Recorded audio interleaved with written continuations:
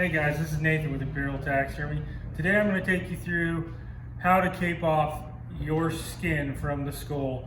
Nowadays there's a lot of different laws coming into effect which is affecting how you can transport your wild game across state lines. So check the laws in your local state. It'll help you sort out exactly what you need to do in order to bring it home with you. This critter has quite a bit of extra neck left in him. It's not necessary to bring this much meat from the neck into the studios or back across state lines. You want to make sure you go through and separate this.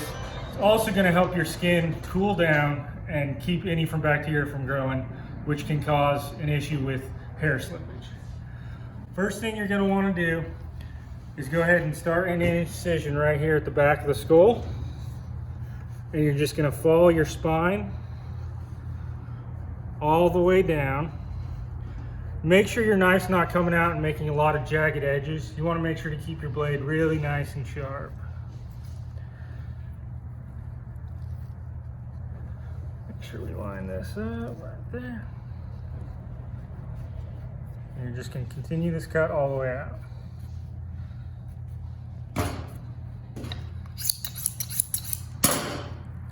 And that's going to allow you to open this up so you can remove a lot of this unnecessary meat and tissue inside of here.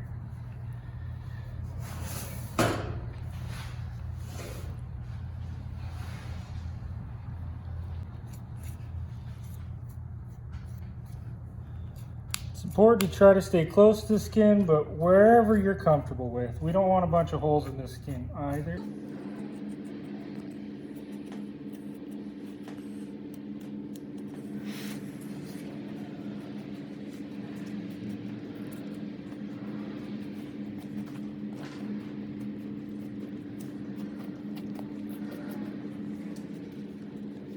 And it's all going to depend on the time of year you're harvesting stuff, about how much time you have to get your cape taken care of.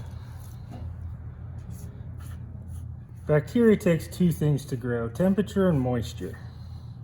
So we're always trying to battle those two things. So of course, the cooler and drier you can keep your skins and your hides, the better off they're going to be.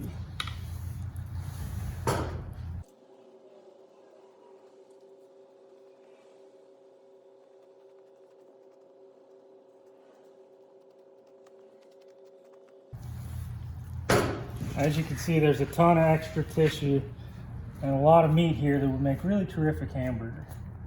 So there's no sense in leaving it at your taxidermist.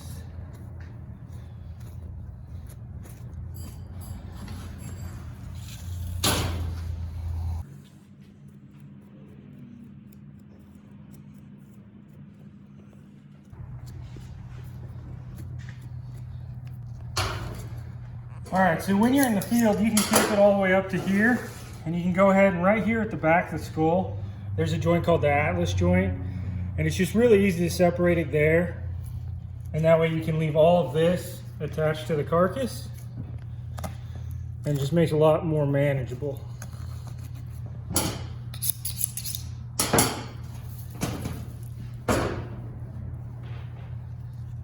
So I'm just gonna start by separating the tissue.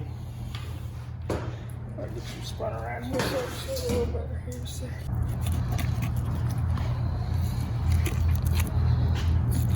Once you get through that esophagus.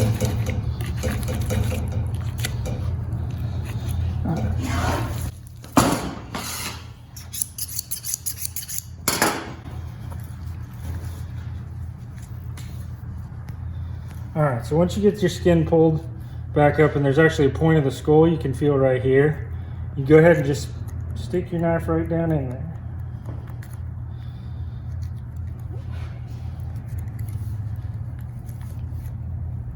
There's a little ball socket that you can actually separate with just a knife. Takes a second to find it, but once you do, it'll open up pretty good.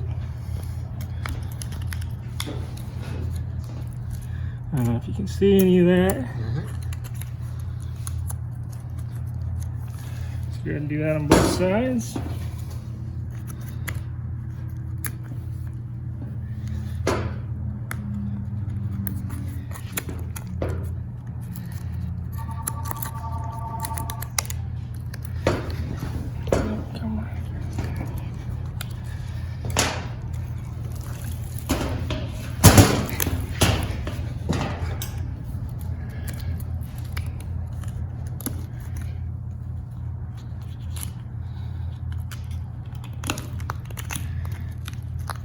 but this joint just sits inside that joint.